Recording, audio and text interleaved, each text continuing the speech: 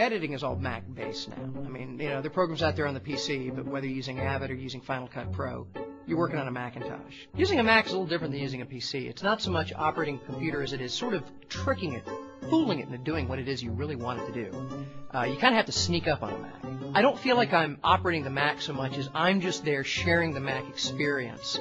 And if I can do something useful while the Mac is willing, so much the better. One of the coolest features of the Macintosh is it's really easy to shut down. All you have to do is be using a piece of software and then poof, it goes away.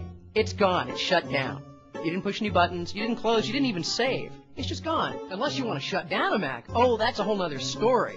I mean, you try to close a program and it locks up, and then you do that funny, what is it, the cloverleaf period thing? These unnatural and ultimately useless interrupt keys.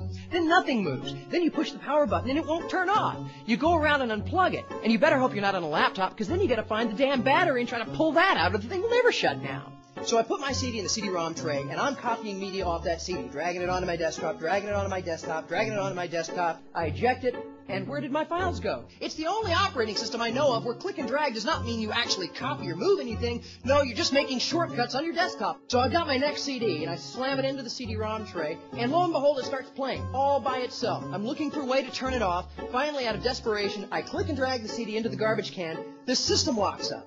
So I go to the cloverleaf period spacebar thing, hoping I can stop the program, and I get a little caution window saying, careful, interrupting this program may lock up the system.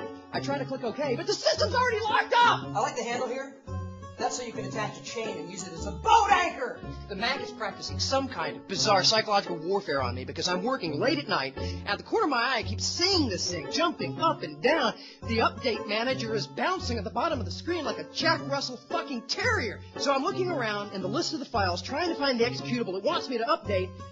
And if I click on any one of them by accident, I rename it. Oh no, it's been renamed nothing. It was some kind of important system file, and the computer crashes. On a PC, no data's really lost. I mean, there's a way to undelete a file. If you know what you're doing in DOS, you can go in and recover anything that's been corrupted.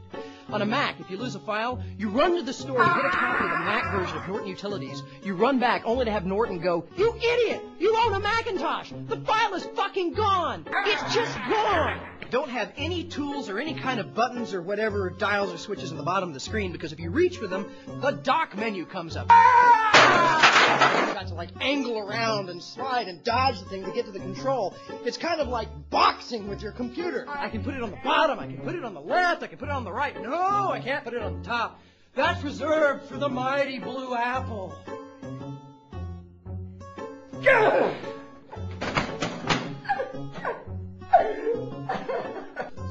My name is Hunter Kressel. I'm an editor, and I cut together everything you saw tonight on a Macintosh. Mac killed my inner child.